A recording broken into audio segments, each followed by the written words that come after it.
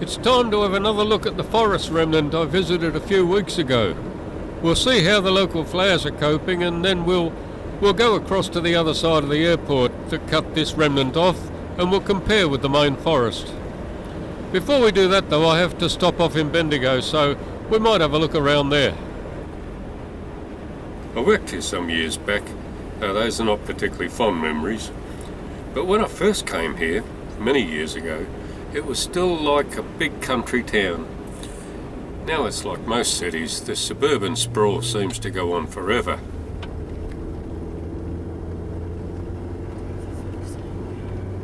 They say that the soul of a place is reflected in the building that dominates the town. This was once the cathedral, but as with many modern cities, this has been supplanted. These days, the black block of the Bendigo Bank dominates the centre of the town, while the massive communication dishes on the Telstra building reflects our modern passion for mobile phones. There's an enormous amount of history here. Much of it's preserved in the buildings.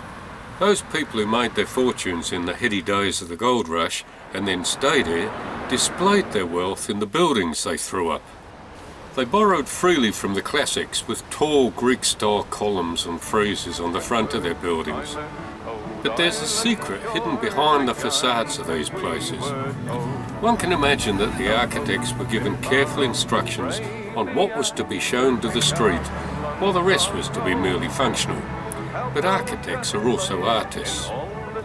In the same way that a well-filled pair of jeans can be as attractive as a pretty face, the hidden backsides of the buildings have a beauty and a charm of their own.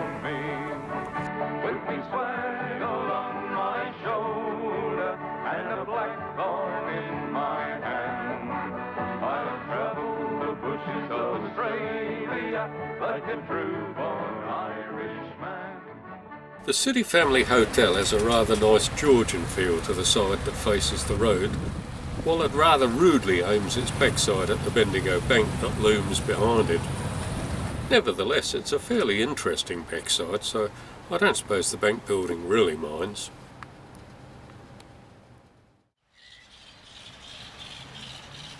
Rosslyn Park's peaceful these days, but in 1853 10,000 miners assembled here to protest against the exorbitant licence fees. They wore red ribbons in their hats as a sign of rebellion. Unrest spread to the other goldfields and culminated in the bloody battle at the Eureka Stockade, where the miners took arms but were defeated by 300 government troops. These days there's another battle going on here as the park managers try to deal with the destruction caused by hundreds of flying foxes.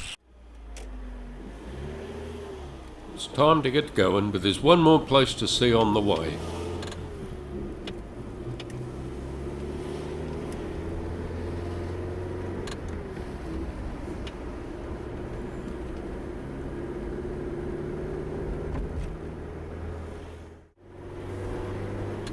The old post office and law courts were a set of buildings where no expense was spared in the effort to impress. On these, the backs are almost as ornate as the front, and they aren't spoiled by signage. I'm told that the plain, squat building behind them was the holding cells for prisoners awaiting their day in court. These days, it's been converted to a far better purpose.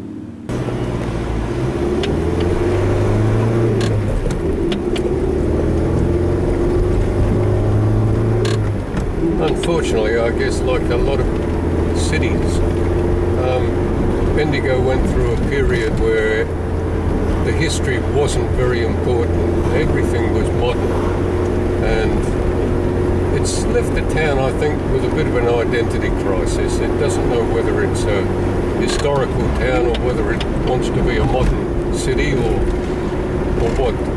And I guess that's reflected a lot in the buildings, because in amongst some of the most beautiful buildings in Victoria, you've got the Bendigo Bank building, which in my opinion is pretty ugly. Great big black block of a thing.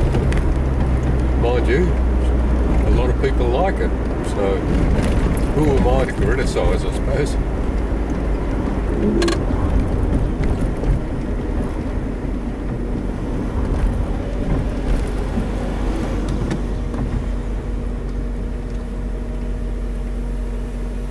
have to like a town that still has trams. Bendigo's trams are really just a tourist attraction there. They're not a major part of the or public transport, I should say. But they are rather beautiful. I mean, you can't beat something like that, can you, when you look at it?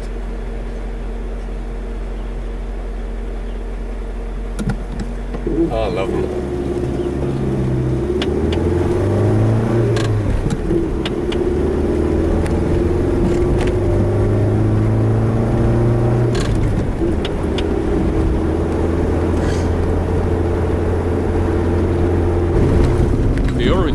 On the side of the road are gazanias.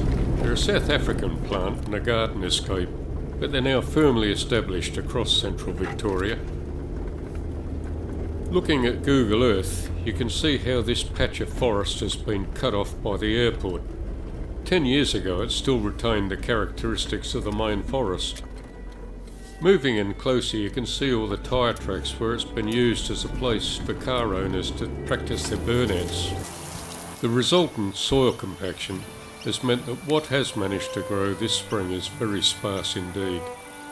This is now pretty much had it, and I don't suppose it'll be that long before it's open up for development of some sort. So let's move over to the main forest.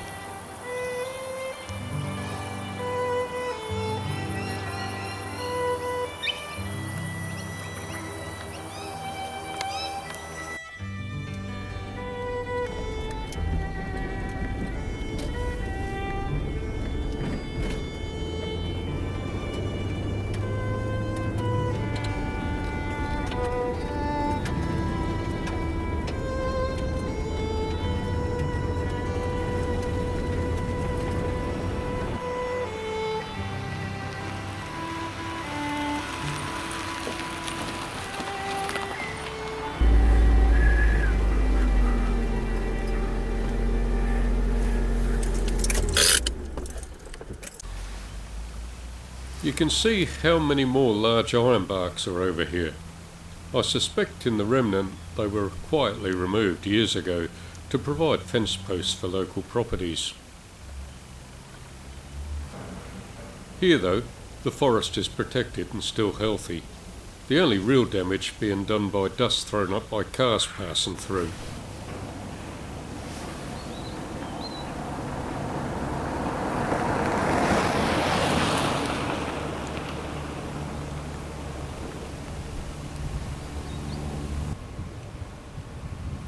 With Australia's wildflowers being usually quite small, being covered with dust can reduce their chances of pollination. Anyway, that's enough negativity. I'll shut up now and just enjoy what's here.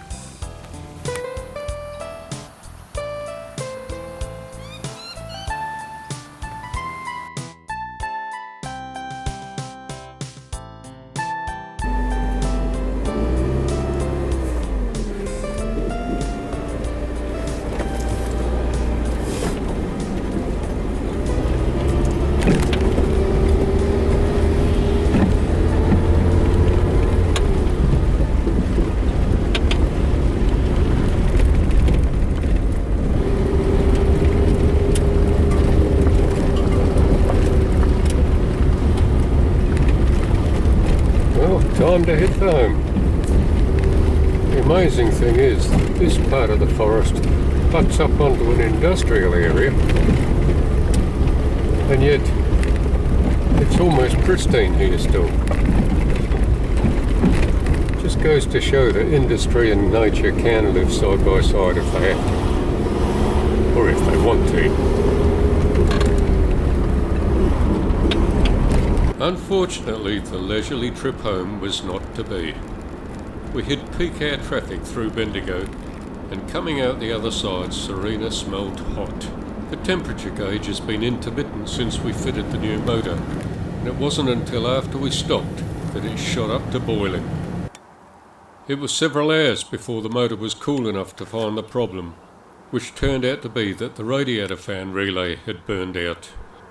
We'd crawled through Bendigo with no fans. It was 48 hours later that Serena made the final 50 kilometres home. At least 2 hoses have burst, and I still have to fix the fans. Well, my earlier assessment that the motor seems undamaged now is looking a bit optimistic. After 7 years together, and more than $8,000 spent on parts and repairs, I have to wonder whether it's worth going on. Is this the end for Serena and me?